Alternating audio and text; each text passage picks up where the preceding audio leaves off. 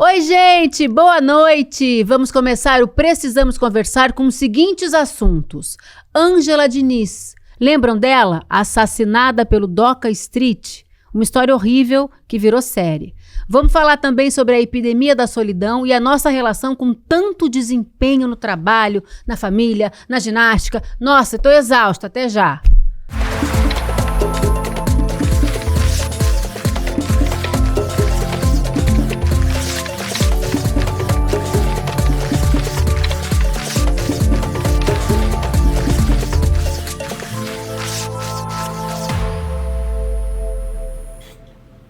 Olá! Está no ar o Precisamos Conversar, o programa de debates do ICL feito por nós, mulheres, com muito orgulho. Eu sou a Juliana Baroni e estou com essas luxuosas aqui.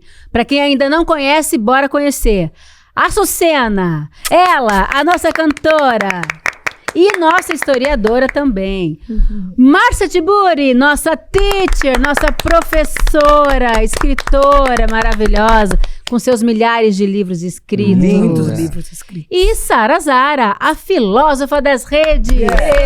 Posso falar das ruas também? Nossa, gótica linda. Posso? Dessa capa, do lado de cá. Ainda é bonita, né, gente? Você vai poder assistir também, ó, Precisamos Conversar no Spotify, que está disponível em vídeo também. Olha que luxo! Você vai ver a gente toda bonitinha lá. Ó como a gente é basiquinha. Bem alinhadas, bem pleníssimas. alinhadas. Simples. Bom, vamos começar. Acaba de chegar ao streaming a série Ângela Diniz, Assassinada e Condenada. A série é baseada no podcast Praia dos Ossos, de 2020, da Rádio Novelo, que a Branca Viana fez de uma maneira, assim, brilhante. Acho que é o melhor podcast que eu já vi na minha vida, que eu já ouvi, no caso, né? Mas é tão bom que parece que a gente tá vendo. Quem não se lembra dessa crime contra a Ângela Diniz? Porque, bom, as novas gerações não conhecem. Eu mesma não conhecia, assim, a fundo essa história. Que foi uma história super emblemática na época. Muitas histórias dentro de uma única história. Ângela foi morta no dia 30 de dezembro de 1976, aos 32 anos, com 3 tiros no rosto e 1 tiro na nuca. O assassino, Doca Street, seu namorado. Já de cara podemos falar sobre isso, né? Desfigurar o rosto, tirar a chance de sobrevivência com um tiro na nuca, certo? Bom, infelizmente a gente falou sobre isso no caso do assassinato da tua prima. Eu não paro de lembrar, quando eu li o roteiro, a primeira coisa que vem à cabeça é isso, e tem essa coisa parecida, né? Esse ferir o rosto, que a Márcia, quando a gente tratou do feminicídio da Lani Luz, colocou muito bem. Essa retirada da dignidade, né? Do reconhecimento da identidade, o rosto é a identidade. E, enfim, eu não conhecia a história da Ângela Diniz, até me confundi com a Leila Diniz, que foi uma atriz que morreu, né, numa queda de avião, que era muito revolucionária também. Foi, né, a primeira mulher a botar biquíni, grávida, a usar biquíni na praia, e foi um escândalo na época, anos 60, né? Enfim, para dizer que isso tá vivo, infelizmente, e quero conhecer mais a história dela, não assisti o documentário. Não, mas essa é uma série de ficção. É uma série é de ficção. É uma série de ficção que a Marjorie Isso não tinha prestado atenção. Faz o papel da Ângela Diniz, que tá fazendo super bem. A Marjorie é uma das atrizes que eu mais gosto dessa nossa geração.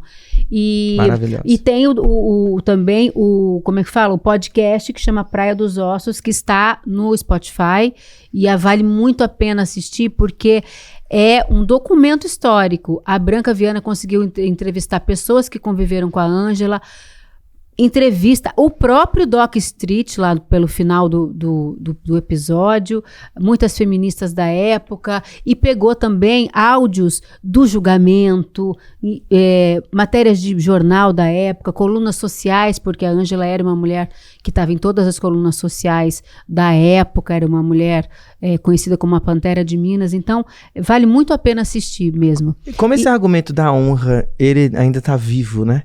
Agora não está mais, né? Agora o STF, em 2023, julgou inconstitucional esse argumento. Mas o argumento jurídico você está falando. Olha, mas o argumento social ainda está vivo, não tá? Entre os homens. Que isso foi derrubado. Mas é porque tinha essa prerrogativa no direito É Sim, isso? É isso. Então, existia essa figura da legítima defesa da honra, que foi utilizada pelos advogados de defesa desse assassino, desse feminicida, e fizeram esse jogo que a Juliana levantou, né? Então, transformar a vítima em culpada, porque ela pagou o preço da cultura patriarcal, né? Do ódio que a cultura patriarcal lega às mulheres. Essa é uma tese pesada, mais dura, difícil, mas eu acho que ela é a tese a ser enfrentada, que as mulheres recebem no patriarcado uma condenação à morte, tem uma lei penal sobre as mulheres. Então, se você não seguir à risca aquilo que é definido para você como sendo a sua regra de existência, o modo como você deve se comportar, como você deve se vestir, como você deve pensar, como você deve falar, o modo como você deve se portar no patriarcado, então você será descartada de diversas maneiras, inclusive com esse tipo de requinte de crueldade, a ponto de tentar exterminar a identidade da pessoa, que foi a questão do rosto, né, que começou a aparecer tanto. A Carmen Lúcia falou muito disso também recentemente. Inclusive eu vi um nessa... corte, há pouco tempo. há pouco tempo sobre isso, sobre essas mulheres que são mortas, cujo rosto é destruído, muitas delas são queimadas. E em 2024, no mundo, 83 mil mulheres foram mortas, sendo que 50 mil foram mortas dentro de casa, pelo mundo afora.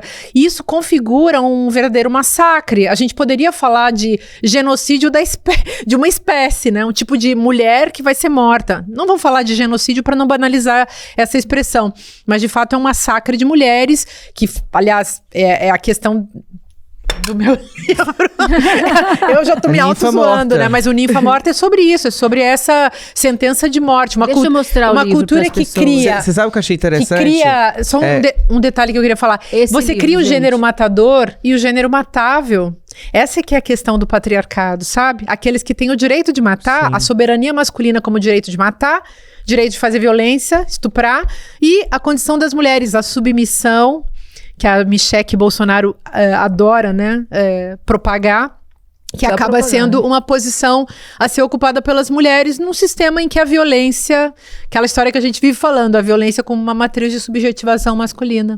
Eu gostei muito quando você abordou, eu não li o livro, mas eu tive a honra de ir até a palestra da Márcia de lançamento, quando você aborda também a morte simbólica.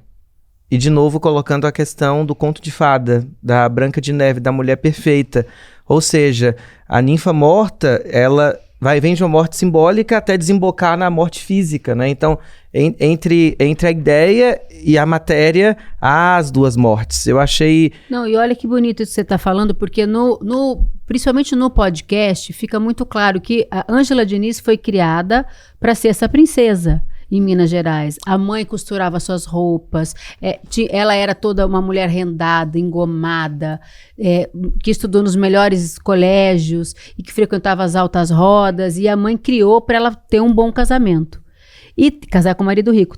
E casou com um homem muito mais velho, que já era namorado dela na festa de debutante, que foi assim considerada a melhor debutante daquele ano, quando você apresenta a menina para a sociedade e já está pronta para casa. E para os pretendentes, né? Essa coisa arcaica, que né? É com 15 anos, né? E é com 15 anos. Ó, veja bem, 15 anos, é uma criança, né? E aí ela casa com esse homem muito rico e era um homem sem graça. Ela era uma mulher livre, festeira, gostava Bonita. de namorar, não escondia isso de ninguém, né? A série, inclusive, coloca a seguinte frase logo no primeiro episódio. Ângela era linda, livre, louca, ou era isso que diziam? E ser tudo isso nos anos 70 era perigoso. E foi mesmo. E aí o que aconteceu? Ela estava presa nesse casamento, teve lá 3 filhos, foi uma esposa tradicional e tal, mas ela não era essa mulher. Não era o perfil dela ser essa mulher submissa ao marido, que cuida da casa, que prepara os jantares e tal. Ela queria mais da vida. E ela pediu a separação. E a partir do momento que ela pede a separação, ela começa a ser condenada. Eu acredito que esse não é o perfil da maior parte das mulheres, 99% das mulheres do mundo. O que a gente está falando é de uma estrutura que doutrina corpos e mentes de homens e mulheres para aprisionar o corpo da mulher. A quem interessa manter a mulher sem sua dignidade comportamental, sem sua liberdade física e de ideias? A quem interessa? Ao patriarcado. Porque não interessa que Por isso que ela foi assassinada. Então, quando as mulheres elas se propõem a sair de um modus operandi, o que acontece? Ela é assassinada. E hoje tá assim de novo, né? Ontem eu até falei sobre isso nas minhas redes, porque... É uma ameaça, né? Eu tava percebendo, eu tava lendo sobre a Ângela Diniz, e eu conheci a história dela quando eu tinha 12 anos. Minha professora de educação física, a gente não queria praticar os exercícios, ela ficava conversando com a gente e ela falou dessa história da Ângela Diniz. Mas eu nunca aprofundei, porque nunca foi tão falado, né, o caso dela. Mas ela falando ontem nas minhas redes sobre isso, porque, pelo que eu fui entendendo hoje, sempre existiu e vai existir um plano de homens, né? Eu digo homem do mau caráter, porque senão os homens acham que é tudo pra eles. Os homens de mau caráter acabar com a vida da mulher e sempre termina em morte. Se não for a morte física, igual o caso de Ângela e várias outras, vai ser uma morte que vai ser uma morte lenta com o tempo. Eu fiz a comparação ontem sobre o caso da Eloá, né? Respeitosamente lembrando sobre ela. Isso. E agora também tem uma outra moça em evidência sobre fim de relacionamento. É a Viviane Noronha, que é uma menina que tem 20 anos. E eu falo menina sim, porque se a gente considera jogador de futebol que faz um monte de merda com 30 anos nas costas como menino, então nada mais justo que a gente lembrar que são meninas. Ney tem quantos anos? Mais de 20. Tá beirando os 30 já, né, eu acho. Não sei. Mas essa Viviane Noronha, ela tem 20 anos. Ela foi casada durante um tempo com o MC. E aí eles terminaram o relacionamento e ele mandou ela embora de casa com prazo curto, de até 24 horas, que ela tinha que sair de casa. E ela tem 3 filhos com ele. Só que, pra ela ter 20 anos e ter 3 filhos, ela começou o relacionamento com ele com 14. E na época ele já tinha 20, 21. Meu Deus. E o que eu tava falando ontem é isso. Quando um homem adulto, que já entendeu pra que serve uma mulher, e começa a querer ter uma mulher a partir desse desejo que ele criou na construção de que pra que essa mulher serve, se ele é um homem adulto e formado, já entendendo isso, por que eles querem relacionar com meninas que não têm a maturidade pra suportar eles? E aí eu fiquei pensando que... é porque o pessoal fala assim, porque mulher, menina amadurece mais rápido, né? Fala que as meninas estão à frente. E aí, de fato, a gente pode ver que as meninas conseguem dar conta de homens, porque elas vão no relacionamento e elas seguram um rolê. Porém, eles não dão conta de meninas, porque eles começam a exigir que uma menina de 12, 13, 14 anos tenha a maturidade de uma mulher de 40, de 50. E aí eles não conseguem lidar com a infantilidade, porque elas são infantis, elas são meninas se criando ainda, né? Não, e talvez seja também além de um fetiche horroroso, pedofilia, né, o nome disso, além disso tem uma fantasia de que, e talvez seja verdade, que é mais fácil manipular uma pessoa controle. Mais inocente, menos Exatamente. vivida. E aí mata tempo, mata expectativa de vida, mata sonhos. E quando Antes a pedra bruta do que a mal lapidada, exatamente. Né? Então você vai preparar... Não, vai moldar do jeito que eu quero. Que eu quero, E aí a menina vai pular fases que ela precisava viver, e é uma forma de matar uma mulher também, porque você matar o tempo dela não recupera mais, entende? Agora é triste ver também o lugar ao qual uma mulher é condenada no patriarcado. Ou ela é doméstica, submissa, calada, morta simbolicamente, ou ela será morta concretamente. Exatamente. Eu queria também lembrar, gente, do caso da Catarina Kasten, que sai 31 anos, estudante de pós-graduação lá de Santa Catarina, da Federal, e ela sai de casa para natação e é morta por um menino de 21 anos no meio do caminho. Então, a gente está vivendo, de fato, uma epidemia, eu acho, porque porque tem gente que diz assim, então agora a gente está sabendo mais. De fato, estamos sabendo mais. Mas, de fato, também existe um outro acontecimento ao qual a gente precisa prestar atenção, que é o fato de que os homens estão se socializando, sempre se socializaram através da violência. A Rita Segato falava que era através do estupro, que o ato de estupro é um recado que um homem manda para o outro dizendo, eu sou muito macho, eu estupro. Agora os homens estão mandando um recado, eu sou muito macho, eu mato. Tese do meu livro. Isso a gente precisa colocar em discussão, porque não é só que sempre se matou mulheres. Tem sim uma espécie de surto, um novo código de soberania masculina, de socialização masculina, de jogo de poder através da violência por parte dos homens, que condena as mulheres à morte. E isso só vai ser superado quando a gente desmontar a estrutura do patriarcado, criando uma democracia que passe pela questão de gênero. Então, raça é fundamental, classe é fundamental, mas gênero e sexualidade é totalmente fundamental para desmontar isso. E os homens têm que se tratar, né, gente? E Falando os homens sério. que são ao contrário disso, deveriam falar mais sobre isso. Os homens deveriam se pronunciar e os homens deveriam também se tratar. Então, terapia, psicanálise, autorreflexão, os homens se ajudando entre eles a tentarem se entender, acho que é uma coisa muito importante, porque nós, mulheres, ao longo da história, sobretudo nos últimos 100 anos, o que a gente tem feito é tentar se entender ajudando umas às outras. As amigas conversando entre si, a gente procurando se desenvolver emocionalmente, se entender o que aconteceu com a gente, entender a violência. E as mulheres acabaram ficando muito mais maduras do que os homens. E aí, os homens têm isso. Né? Mas eu queria falar um negócio. Os advogados de defesa do Doca Street usaram isso. Como se ele fosse um sujeito, assim, um homem apaixonado, coitadinho. Não. Ele é um cara apaixonado, coitadinho, apaixonado Não, por uma mulher. Era assim, matou por amor. Quando eu comecei a ouvir o documentário, o podcast, parecia, eu até trouxe para mostrar para vocês, parecia uma obra de Nelson Rodrigues. Porque o advogado Evandro Lins e Silva, ele dizia coisas do tipo, a mulher lasciva, que flertava com a morte, ela que era uma mãe desnaturada, e quem proibiu ela de ver os filhos por causa da separação foi o pai das crianças. E ela sofreu a vida inteira tentando ficar com esses filhos. Aliás, esse caso é muito interessante, porque a lei de alienação parental, que é usada contra mulheres só no Brasil, tem a ver com essa lei. Naquela época, as mulheres se divorciavam e não tinham o direito de ficar com os filhos. Mesma coisa. Não, e aí no primeiro julgamento, ele foi absolvido, gente, com base na tese da legítima defesa da honra. Depois ele foi condenado a 15 anos de prisão e cumpriu só 3 anos e meio por ser réu primário. O advogado do DOCA, que é isso que a gente está falando, que é o Evandro Lins e Silva, disse no tribunal que Ângela era uma prostituta e que ela queria morrer, porque ela com o comportamento dela livre, ela flertava com a morte. Você livre. Revoltante, Você sabe o que é interessante? Quando você vai pros mitos patriarcais, e aí eu vou citar o judaísmo como no mito fundador do mundo, você tem na Torá a história de Adão e Eva, só que existe o Talmud. O Talmud é a tradição oral judaica que foi compilada. E no Talmud você tem a história de Lilith, né, que dizem ser a primeira mulher.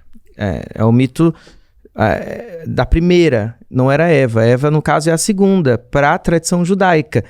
Não só dizem que Lilith é uma figura da tradição do Levante inteiro. Então, quando a gente fala Levante, é o que muitas pessoas chamam de Oriente Médio. Então, Babilônia, Líbano, Síria, toda essa região tinha essa mitologia de Lilith como a primeira mulher. E também como uma demônia depois. Porque dizem que quando Deus cria o primeiro ser, esse primeiro ser, até já contei isso uma vez, esse primeiro ser não tinha provavelmente nem pênis ou vagina, porque era imagem e semelhança de Deus, uma vez que Deus não tem gênero. Mas na solidão profunda desse Adão quer dizer ser vivente, ser da vida, ele pede para Deus criar um outro ser que seja parecido com ele. E Deus cria. Então Deus divide e forma uma mulher e um homem. Então, Adão se divide em 2 e uma Lilith. Mas dizem que no ato sexual, Adão queria ficar em cima e Lilith não suportava o fato dela ficar embaixo. E interessante que essa é a questão. Assim, então, ela fala assim, não, por que você só quer ficar em cima? Até pode ficar, agora eu também quero ficar em cima. Não vou deixar você ficar só em cima. Então, dizem que a insubordinação de Lilith faz com que ela seja expulsa do paraíso. Olha que interessante. Ângela Diniz, é a história da Ângela. Mas como uma simples mitologia que perpassa milênios, ela tá viva, isso é história, né? Isso é ideologia, de gênero, inclusive. Total. E é doutrinária, ou seja, depois, quando Eva é criada, tá assim, ó, essa nasce da tua costela e esta sim é carne da tua carne e será a tua mulher. Essa será chamada mulher. Então, é como se... É uma estrutura de de ideia e de controle doutrinatório. Mas ainda assim, o germe de Lilith está ali como uma figura de insubordinação, como uma figura de... Eu acho que nós de quatro liberdade. somos filhas de Lilith. O que vocês pois acham? Ah, com certeza. Com certeza. Tem que olhar na astrologia. Não, e onde é que tá a dizem, tua Lilith. olha que interessante, vou olhar. e dizem que ela, algumas interpretações dizem que ela volta para tentar Eva como a serpente. Então são duas mulheres se relacionando e a culpa da entrada do pecado do mundo também é da mulher. Mas então, a culpa é como de doutrinação. Adão, porque eu lembro que tem um versículo onde Deus direciona a obediência a ele. Pois é. Ele não ordenou que Eva não comesse, ele falou, você não coma. Aí ele comeu porque ele quis. E nos contos de fadas é a Entendeu? figura, sei lá, da bruxa, da madrasta. É sempre foi essa burro. figura que é sujeito de uma história que não se submete àquela condição do campo de concentração que é o lar, né? Agora, tem E a mulher livre é mal, né? A mulher livre ela é cruel. Mais um detalhe importante é que os maridos tinham o direito de matar as mulheres, caso, por exemplo, elas Desde traíssem sempre. os maridos antes da... Assim, a legítima defesa da honra já é uma versão melhorada, por incrível que pareça, porque o patriarcado só trabalha a favor dele mesmo. As mulheres estão aí apenas para serem subalternas, submetidas, usadas e jogadas fora. Mas aí o que aconteceu nessa época? No movimento feminista, no primeiro julgamento foi em 79, o primeiro julgamento. E a mídia, e por isso que eu queria falar do caso da Eloá e o caso da Ângela, a mídia tem um papel muito importante nos dois casos, apesar da diferença histórica grande e de situação totalmente diferente, mas isso tem absolutamente, parece a mesma história. A mídia fez um circo com o assassinato da Ângela, porque ela era uma mulher rica de rede social seria hoje, de coluna social, que vivia nas colunas sociais, tinha a alcunha de Pantera de Minas e tal. E o Doca Street também era um... Bem relacionado. E aí diziam o seguinte, lá atrás diziam de garbo e elegância, um valete, eram milhares de predicados de Doca Street, e a imprensa fez essa cobertura. E na cobertura, quando a imprensa começava a entrevistar as pessoas na rua, diziam, mas ai que coisa linda, ele matou por amor. Fizeram isso com o Lindenberg também. Fizeram isso exatamente. Falaram lá que Lindenberg... Teve um perito, alguém aí da polícia, investigador, que estava comentando sobre o assunto numa rede de televisão, e ele falou, espero que isso termine em pizza e ele consiga ficar com a sua amada. Falando de Lindenberg sobre Eloá. Eu falei, cara, como que um homem adulto? Tá vendo? É um apoio assim, Não, é e absurdo. um absurdo, porque aí virou aquele circo, aí teve o repórter da Sônia Abrão que ligou, falou com o Lindenberg, a família toda do lado de fora, aquela confusão. E um espetáculo. O julgamento e a morte da Ângela Diniz também virou um espetáculo. Aí, nesse primeiro, ele foi absolvido, e aí o que aconteceu de diferente para no segundo já ser outra atmosfera? Aconteceu o seguinte, a anistia, então as feministas voltaram para o Brasil, e aí e aconteceram 2 assassinatos em BH de mulheres recatadas e do lar, que viviam em cárcere privado. Uma delas pediu a separação, era mulher exemplar, ela só podia sair de casa para levar os filhos na escola e voltar. E o marido dizia o seguinte... imagina o absurdo, ela veste biquíni, imagina o absurdo, ela vai à ginástica, imagina o absurdo, ela gosta de andar de carro sozinha, matou.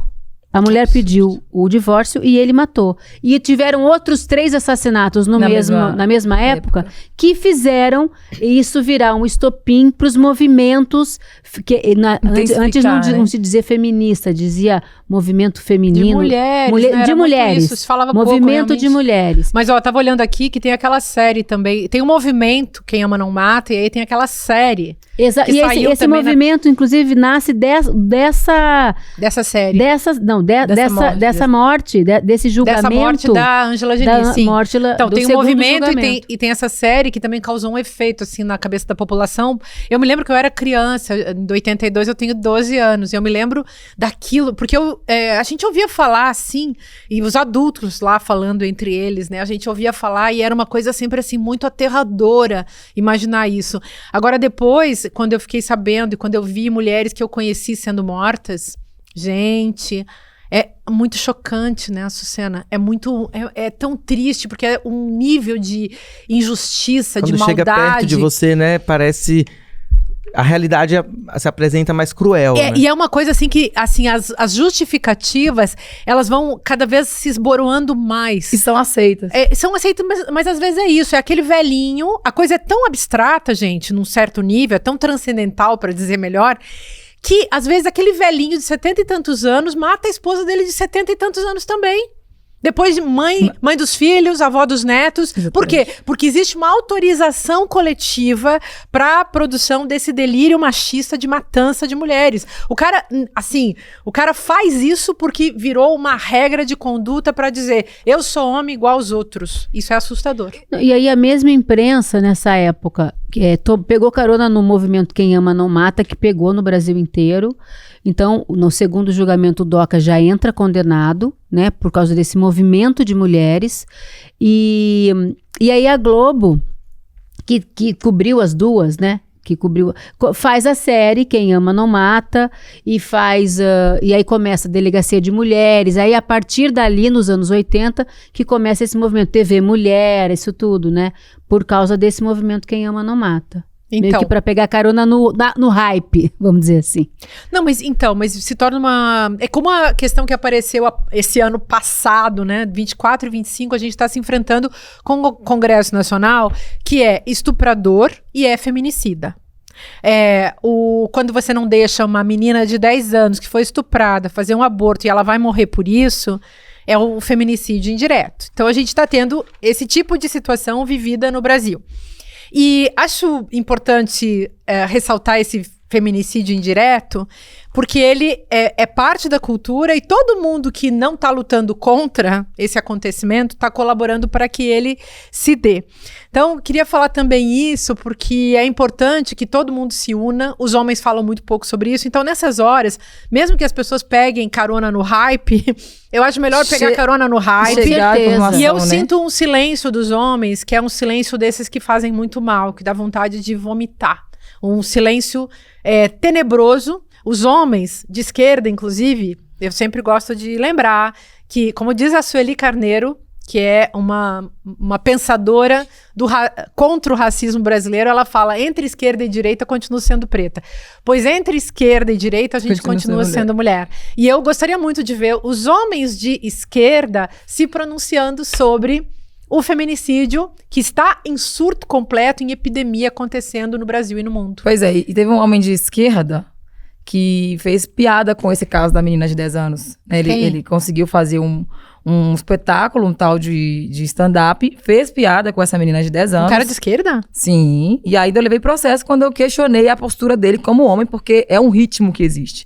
Aí eu fico pensando, acho que às vezes esse movimento se fortifica mais, porque toda vez que um homem comporta desse jeito, e tem pessoas, inclusive mulheres, apoiando e defendendo esse comportamento dele, não cobra, não exige mudança, aí parece que eles se sentem mais fortes, sabe? Tipo assim... naturaliza, né? Naturaliza e continua, porque a quantidade de pessoas que estão tentando frear é muito menor de quem está apoiando. Então, quem faz um negócio desses é um estuprador em potencial, um feminicida em potencial, indireto.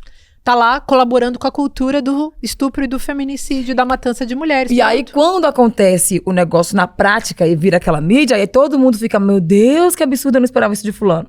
Mas os sinais são mostrados, né? As pessoas têm esse hábito de... Enfim, depois você me fala quem é esse infeliz. Eu também gostaria de saber. Vamos mudar de assunto. Bom, em janeiro desse ano, a OMS declarou que estamos vivendo uma epidemia da solidão. Ela mata 100 pessoas por hora, mais de 871 mil mortes todos os anos. E 1 em cada 6 pessoas no mundo é afetada pela solidão.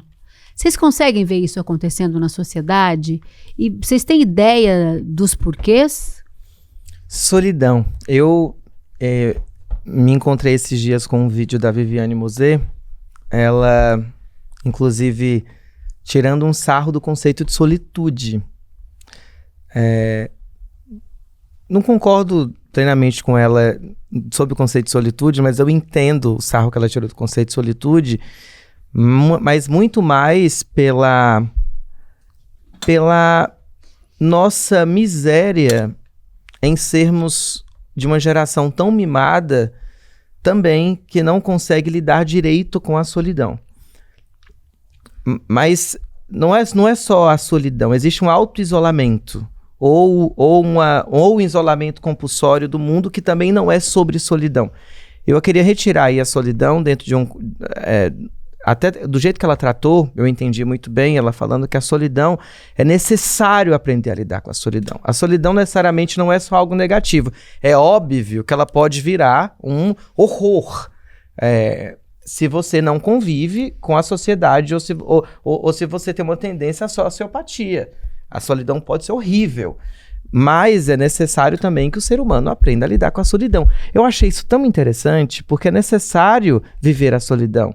Em certa medida. É necessário uma autocompreensão de si mesma no mundo. Gente, mas claro, solidão já é um nome que assusta. É um ão. É um solidão. É grande, não é, né? Então as pessoas têm... Eu também, assim, as pessoas começaram a usar esse termo solitude para falar de uma solidão pequena. Ou de uma solidão confortável. Digamos, porque aí solidão, você coloca o monstro, né? O bicho papão. A solidão é um bicho papão da solitude. É isso. Eu tô rindo, não tem nada a ver, mas é porque eu lembro da música que o Renato Russo cantou, que era da Laura Pausini, sei lá, que cantou em italiano. Hoje eu tô com problema de memória. E aí, La solitudine fra noi. Lindíssimo. Olha, você me fez lembrar... Toda vez que alguém fala em solitude, eu assim, não consigo levar a sério a palavra por causa do Renato Russo. Mas, posso falar? Então, contar uma história. Livro. Meu livro em italiano, o feminino... italiano agora. Ai, que basta ser aqui, não. Não, mas é que é isso. Esse é o nome do meu livro do meu livro feminista em italiano. Então. Chama Il contrario della solitudine. Ai, que lindo, eu quero Mas é uma ler. tradução para solidão. A minha Eu quero ler em definição de italiano. feminismo. A minha definição de feminismo, nossa pós-graduação com a Universidade Italiana. O feminismo é o contrário da solidão. E na Itália resolveram usar essa frase como título. Em Portugal também. Que é o contrário da legal. solidão. Aí dá pra gente fazer uma leitura política disso. O que eu acho ruim na discussão sobre solitude e solidão é que tudo fica sempre muito como se fosse culpa da pessoa, responsabilidade da pessoa e tivesse nascido na pessoa.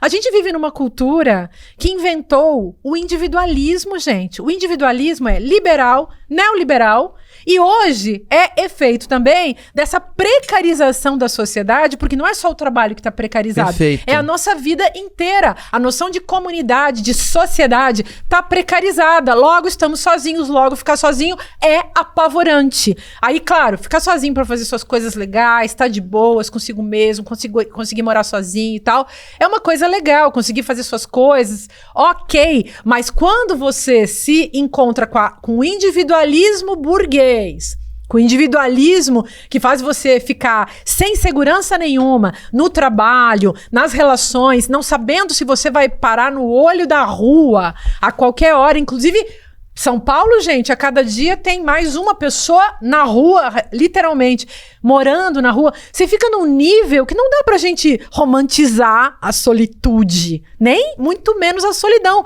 No capitalismo, a solidão é mesmo monstruosa. Agora fodeu. Mas ela é monstruosa. Eu acho que fudeu. é interessante entender que a solidão ela é monstruosa e é um dado da vida também. Não necessariamente mas só sabe, do capitalismo. mas sabe o que Mas eu o capitalismo acho? piora. Eu acho que essa coisa que a Márcia Tiburi traz genialmente é de como o individualismo coloca a solidão em um nível tão hard, tão Mas você Mas é que a sabe o gente que eu confunde acho com mais força. difícil? A Mas gente você sabe confunde que eu com acho mais força. difícil do que essa solidão que a gente está descrevendo aqui? É quando você sente enormemente a solidão no meio de um monte de gente. Então, mas aí eu como mineira É o posso individualismo. falar. Eu tô sozinha pra caramba no meio da multidão Eu como capitalista. mineira posso Sara. falar. Ó, acho que mineira é bom falar dessas coisas, É, né? com certeza. Não sei se eu não sei, né? Mas enfim. Mineiro é bom pra O que falar eu fui de tudo. entendendo? Solidão. No meu conceito, tá? Solitude e solidão, agora eu vou ter que pensar tudo de novo, porque vocês duas trouxeram pontos novos. Bagunçamos. É, sua cabeça. mas enfim, pra mim, solidão é quando você é excluído por falta de conexão, entendeu? E solitude é quando você quer se excluir, mesmo conectado com outras pessoas. Então, na minha casa, quando eu tô na minha folga, alguém fala, quero ir na sua casa, eu falo, não quero visita. Eu posso me relacionar com várias pessoas que eu me conecto com elas, mas eu tiro o meu tempo pra ficar comigo. E tem gente que não tem facilidade de ficar sozinho. Eu acho que tem gente que não se conhece a ponto de não querer se conhecer. Então, tem que estar sempre com alguém o tempo todo, porque senão vai se conhecer e vai dar ruim. Já a tal da solidão é quando você quer conectar com pessoas, mas você tem dificuldade. Ou é cultural, ou é por classe, ou por, sei lá, sociopatia, ou loucura, sei lá, alguma coisa. Mas eu acho que a tristeza da solidão mesmo é você não se sentir tão bem a ponto de conectar com qualquer outra pessoa, que tem um monte de gente no mundo. Mas Peraí, pensa sociopatia não é fobia social, né? Então, A gente tá falando de sociopatia, mas talvez a gente esteja usando o termo errado. Então, tira essa parte, bota o eu resto. acho que não precisa. Eu acho que a gente pode ficar na solidão pra discutir isso mesmo. Agora pensa só. Aquelas mulheres que eram confinadas dentro de casa. A gente estava antes falando da Ângela Diniz. Uma mulher que devia ficar lá dentro de casa, no gineceu da história, assim.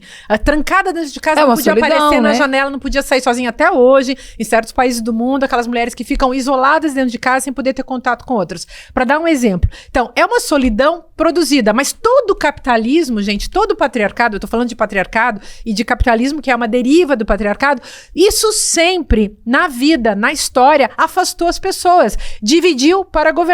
A solidão é um tipo de divisão, você fica na sua. E aí, claro, você introjeta esse valor. Aí você começa a achar que você é forte porque você tá sozinha.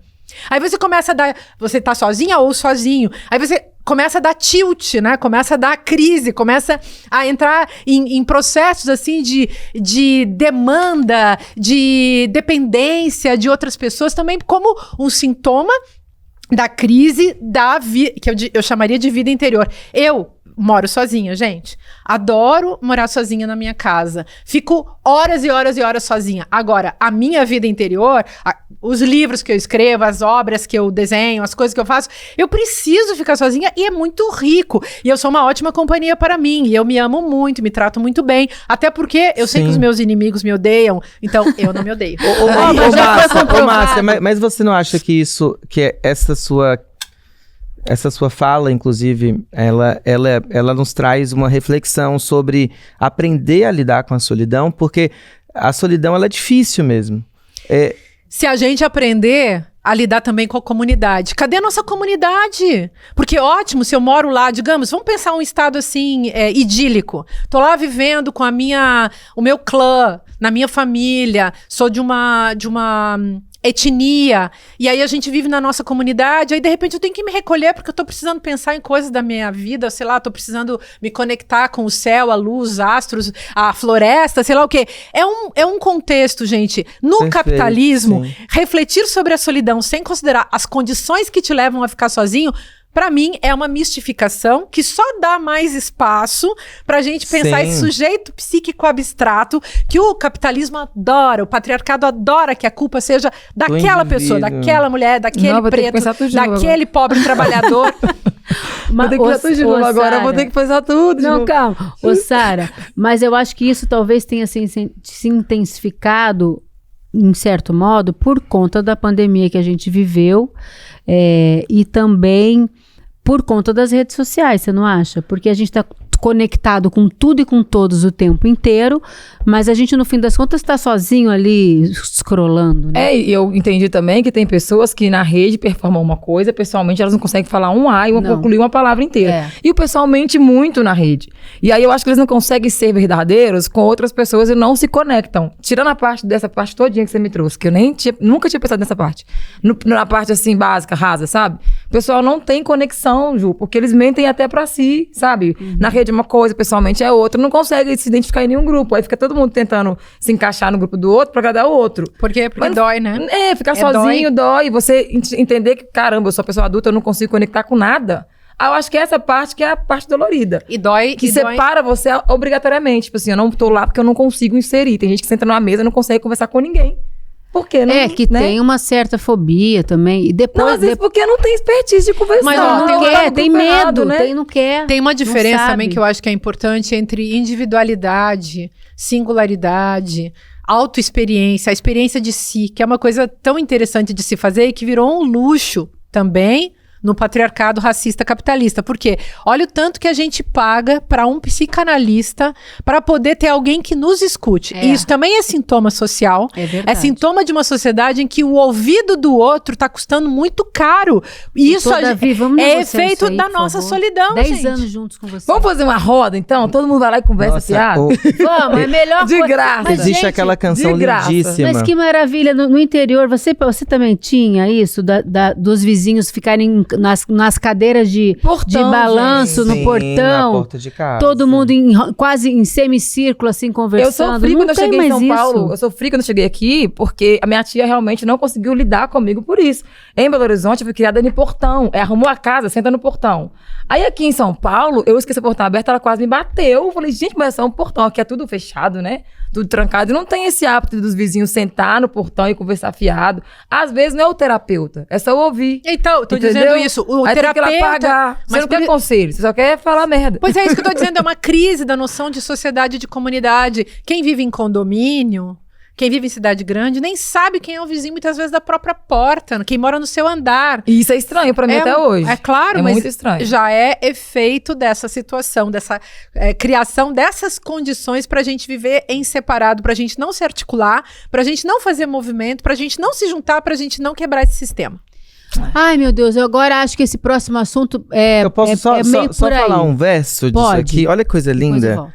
Olha que coisa linda. E quando eu escutar um samba canção, assim como eu preciso aprender a ser só, reagir e ouvir o coração responder, eu preciso aprender a só ser. Ah, que lindo, olha que Gilberto solução. Gil. Ai, Gilberto que Gil. lindo. Eu Tinha preciso que aprender ser. a ser só, que já é uma música que existia, que ele ouviu. Aí ele falou, eu preciso aprender a ser só, mas eu também preciso aprender a partir disso, a só ser. Lindo. É lindo, mas Porque e o escuta, medo, né? o medo vem a liberdade. partir disso, porque você não se ouve. Quando você tá sozinho, você entra em contato profundo com você Consigo mesmo. O problema é Até esse, se viu? achar. Eu É que eu muito É bonito. muito lindo, pensamento. é lindo. Marcia escreve livro sozinha. Nossa, agora já me veio várias Ai, coisas. meu Deus, Vamos até mudar de Ó, assunto. e pintar a casa é Já um me veio negócio que Clarice é bom Lispector. fazer Eu não posso ficar sozinha, coletivamente, não, né? porque eu pinto casa, quebro coisa, a Marcia escreve livro. Ó, eu preciso pro nosso próximo assunto. Nosso próximo assunto por aqui é essa falta de disponibilidade de curtir a vida, os amigos, a natureza, o tempo das coisas. Tem a ver com esse ritmo acelerado que a gente vive.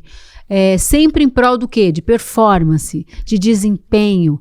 É muita ansiedade. Vocês também sentem isso? Qual é a relação de vocês assim com o trabalho, a vida profissional, os vários afazeres, por exemplo? Porque é uma sociedade que precisa estar fazendo coisa o tempo todo. Até as crianças, você deve sentir isso com a Brisa também. Elas não ficam mais fazendo nada nos seus quartos, criando história, pegando uma caixinha de papelão e transformando aquilo. Lidando com o tédio, né? Lidando com o tédio. As crianças hoje em dia não sabem lidar com o tédio. Tem que estar fazendo qualquer coisa, mesmo que seja só ficar ali no celular ou só... tem que estar em atividade o tempo todo, às vezes mais de uma. É estranho isso, né? A Ana Brisa fica caminhando, igual eu falei, vou dar uns tapas. Ela tá com a mania de ela coloca o livro, ela vai lendo o livro e fica andando dentro de casa. Só que era só no quarto dela. Aí você vai lá, tá os barulhos do pé assim, ó. Eu achei que era problema de cabeça, ansiedade, alguma coisa, mas não. É mania que ela desenvolveu, de ficar andando pra lá e pra cá. Não, isso é comum em toda essa geração, tá muito mais ansiosa. Mas eu expliquei né? pra ela, falei, menina, senta, faz os trem, sabe? Mas igual, pra mim, eu estou vivendo, eu acho, o melhor momento da minha vida agora, né?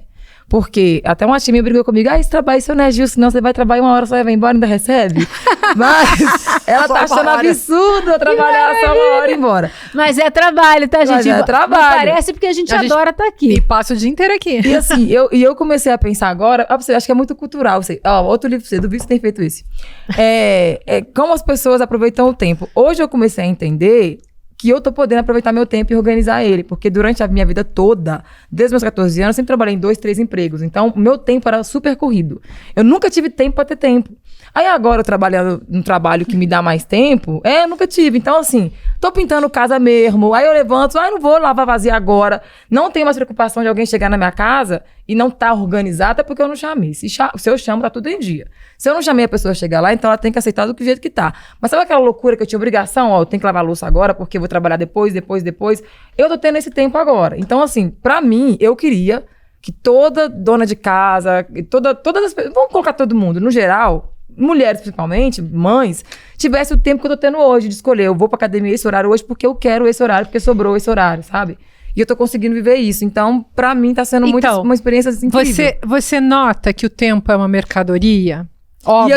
E eu tô pensando já em trabalhar porque eu tô sentindo que eu tô ociosa. E por quê? Então, veja o que... Tá culpada de estar com o tempo. Sim. O tempo sempre foi o valor.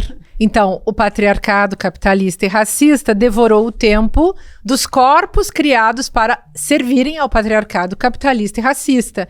Os escravizados tinham tempo para eles? Não. As mulheres tinham tempo para elas? Não. Os trabalhadores têm tempo para eles? Não. O tempo deles é alienado das suas vidas para que eles não possam se desenvolver como pessoas, para que eles não possam fazer nada por eles mesmos, porque eles têm que sempre estar a serviço através do seu trabalho bruto físico e do seu tempo. E a escala 6x1, gente, tem tudo a ver com isso. Como é que a pessoa vai viver, né? Como é que a pessoa vai viver? Como é que ela vai fazer alguma coisa que não seja trabalhar que nem um camelo 6 vezes por semana e um dia que ela trabalha para poder trabalhar os outros 6? Ela não tem tempo. Um dia que ela descansa pra poder para trabalhar. nada. Descansa, porque ela tem que fazer, deixar tudo pronto na casa, tem que fazer a compra, tem que cuidar das crianças, tem que arrumar, limpar a casa. Tem que limpar a casa. Márcia, tomar um cuidar banho da saúde. De repente, se cuidar tiver... da saúde. Como é que eu vou Não fazer um tem. exame? Não, Como e é que eu junto vou com a escala fazer 6x1, comida pra comer durante a semana, pra poder trabalhar? Justamente. Junto com a escala 6x1, o Olha pessoal que até, trampo quando eu falei que é o sobre isso na domingo, rede, né? o pessoal achou que eu tava contra. Eu falei, gente, não é que eu tô contra, porque eu tenho lugar de fala. Quando a gente fala de escala 6x1, também tem que falar sobre melhoria de condição e pagamento de salário. Porque não adianta tirar o pobre da exploração, de trabalhar mais, e dar esse dia de folga pra ele virar dinheiro com isso, porque era o que eu fazia. Pra mim era assim, ó, a folga desse trabalho eu tenho que fazer um bico pra pagar isso, isso e isso. Então, se você dá só a folga pra gente descansar, mas não melhora a condição de manter essa folga, não melhora a condição do salário, eu vou pegar esse tempo, porque o tempo é dinheiro. Eu pego essa folga que eu ganhei aqui e faço ela virar dinheiro, entendeu? Amor, de acordo com Tem que você, cobrar com a mais Márcia dinheiro tá junto com a falando, onde nasce a Revolução Industrial? Na Inglaterra. Qual que é o símbolo monumental da Inglaterra, em Londres? É um relógio, é o Big Ben. Aquilo não tá por acaso. Aquilo tá como um mecanismo de controle social monumental, como um deus que você vai olhar para não se perder. É o tanto que os britânicos são pontualíssimos, né? Pra controlar a vida, inclusive. Então, vamos falar um pouquinho de Freud aí nessa parada, gente? Porque tem o princípio do desempenho contra o princípio do prazer, né? Isso foi uma conversa, aliás, que sociólogos, filósofos que juntaram Marx com Freud acabaram fazendo. Então, esse princípio do desempenho é introjetado pelas pessoas, elas interiorizam. E, de repente, elas estão produzindo e consumindo, e nem sabem por que estão fazendo isso. Estão trabalhando que nem camelas para produzir coisas e ganhar um dinheiro lá sempre menor do que o esforço do seu trabalho. Aí, para conseguir comprar aquelas coisas que elas não precisam de jeito nenhum, e esse é o esquema fundamental, a metodologia. O consumismo é uma metodologia de manutenção do próprio capitalismo. A pessoa está precisando comprar coisas que, na verdade, ela não precisa. Coisas que são super valorizadas, enquanto o corpo dela, o tempo dela, a vida dela são desvalorizadas no capitalismo. E é interessante o conceito de alienação, né? Quando você fica alheio àquilo que é seu. Ou seja, eu não vou saber mais que aquilo é meu, a ponto da gente nem reparar que o nosso tempo é uma mercadoria. Então, o seu tempo não é seu. É uma moeda de troca, né? Mas a gente não pode saber de exploração. disso. A troca, assim, não tá valendo nada pra você. Né? O dono dos meios... O bagulho é louco. O dono dos meios de produção. Ele é o dono do seu tempo, do seu corpo, da sua vida. E você deve introjetar os mandamentos, as ordens desse sistema e achar que ainda é pro seu bem. Esse que é o negócio aí, ó. Você sabe quando eu entrei na faculdade? Quando eu entrei na faculdade, em 2011, eu entrei com um grupo de colegas, assim, maravilhosos. E a primeira coisa que a gente queria estudar... O povo da multa que você tomou? Não, oi? O povo da multa que você tomou do barulho? O povo da o quê? Da Os multa. vizinhos da multa. Da multa, Os também, vizinhos. isso também. Não, Olha esses aí. eram No programa outros. passado a gente falou sobre isso. Esses eram outros, da multa. Mas a gente queria, de fato, estudar o capital no primeiro semestre. E não tinha, óbvio. A gente Arrojades. e a gente nem iria entender certos conceitos filosóficos, históricos, que a gente precisaria ter uma iniciação. E a gente chegou para entender o que era o conceito de fetichismo da mercadoria, e todo mundo deu sua opinião, e não era nada daquilo, a gente não tinha entendido porra nenhuma. E fomos perguntar para uma professora maravilhosa que nos recebeu, e ela ficou encantada com o fato de alunos calouros. E acho que Márcia tem que se propor a dar esse curso pra gente. No ICL. No ICL. A Márcia tá bombando, tá dando um curso porque, de assim, pós-graduação maravilhoso, você não pode perder. Então, mas assim, o conceito de mercadoria, que a gente trata tanto, é como começa o Capital de Karl Marx, que são livros enormes, né? De volumes, não é um livro só, é 1, 2, 3, 4, 5. A forma mercadoria, esse é o assunto. Esse é o Tudo, assunto. tudo. Então, assim, e é um os seus capítulo lindos. simples, né? Não é um capítulo. Exatamente. Depois o livro começa a se complexizar. Enfim, mas a mercadoria é uma coisa Mas agora eu impressionante. queria só citar um livro do Krenak, vocês já devem ter lido, eu não trouxe o meu, que chama A Vida Não é Útil. Não li esse. E aí ele fala desses conceitos assim de que cadê o ócio? Cadê o tempo? A gente que é artista, a gente precisa do ócio para criar. Não há arte sem ócio. Não há Não há arte. Poesia sem tempo. Não há poesia, não há música sem Não há tempo, não há música. teatro sem tempo. Ele ensina nesse livro que a gente precisa voltar a olhar para o céu. Entendeu? E o Ayrton Krenak, vocês devem saber, foi o primeiro escritor brasileiro de etnia indígena a ser eleito membro pela ABL, e ele diz o seguinte: a vida não precisa ser útil, ela precisa ser vivida. Tem uma outra frase que ele diz nesse livro que vem coroar o que você está dizendo, que é assim: estamos a tal ponto dopados por essa realidade nefasta de consumo e entretenimento que nos desconectamos do organismo vivo da Terra. Por que a gente está aqui? O que a gente está fazendo aqui? E que momento que a gente desconecta dessa obrigação de ser produtivo o tempo inteiro? A gente morre só. Quando a gente morre, mas a gente Também o morre em nosso- vida? E também Deixa o a dívida nosso... pros outros. E também a nossa morte vira mercadoria. Porque tem que comprar caixão e é caro. É Eu acho caríssimo absurdo o morrer, caixão ser garota. caro. Eu tô apaixonada. Nossa, É um absurdo. Eu tô apaixonada, você falando do Ayrton Krenak, por Paixão Segundo GH, da Clarice Lispector, que ela já começa um livro falando assim: estou procurando. E na hora que GH se acha, que é muito interessante, que ela precisa desse tempo para se achar, ela descobre que ela era como se ela tivesse uma terceira perna que a deixava como um tripé estável. Na hora que ela perde essa terceira perna que a deixava parada, e ela contempla esse lugar que ela se acha, ela começa a andar. Quando ela começa a andar, ela se perde. Ela já não sabe quem ela é.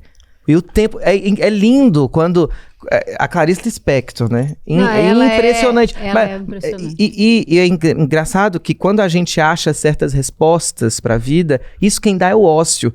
Quando a arte nos coloca frente a dilemas existenciais, a gente perde essa terceira perna. Aquilo que nos deixava parada, aquilo que nos deixava... Então o medo do capitalismo também é com que a gente comece a andar.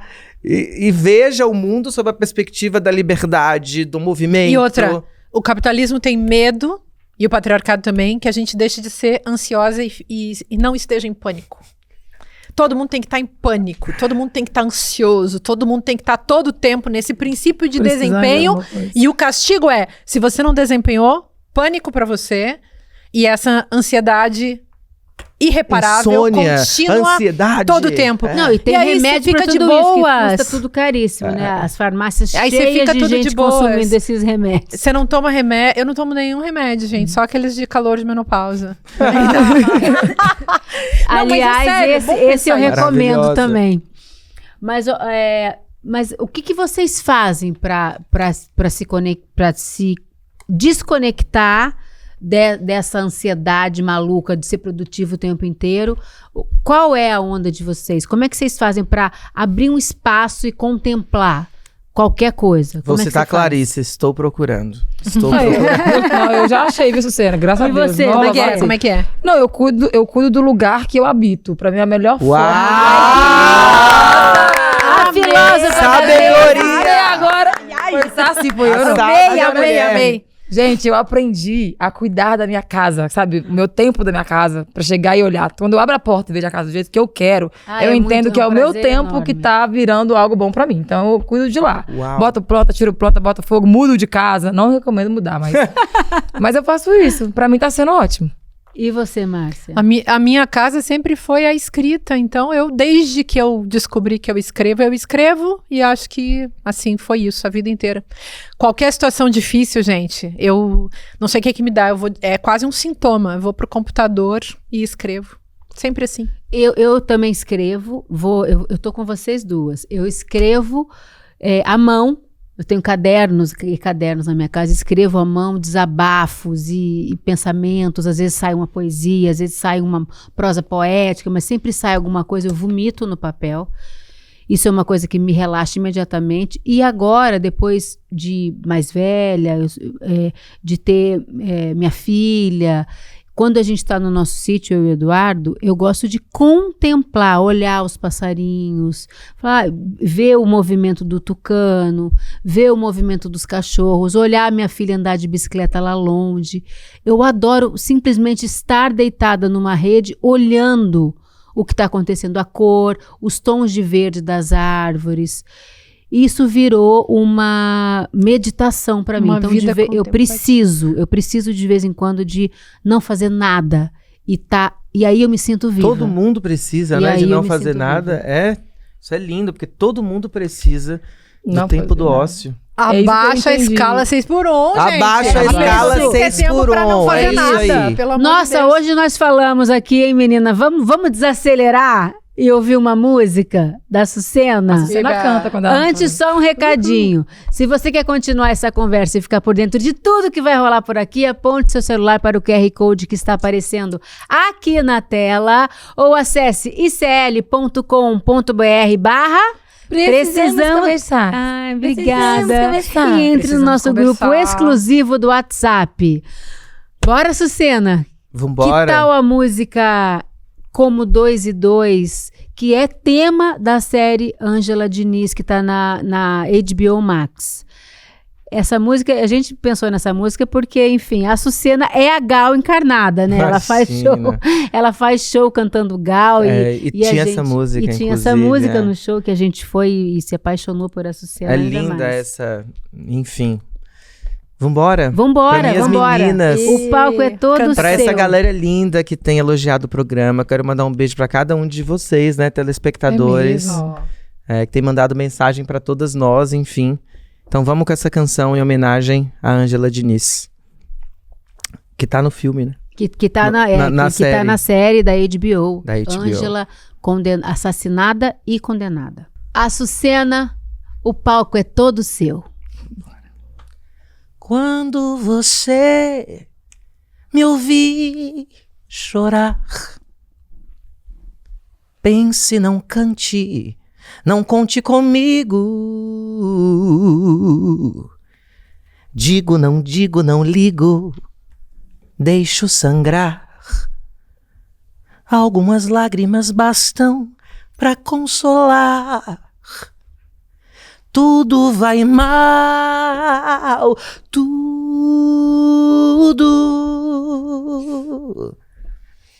é igual, não me iludo e contudo é a mesma porta sem trinco e o mesmo teto e a mesma lua a furar nosso zinco. Oh, meu amor, tudo em volta está deserto, tudo certo como 2 e 2 são 5. Oh, meu amor, Tudo em volta está deserto. Tudo certo como 2. E 2 são 5. Oh, meu amor.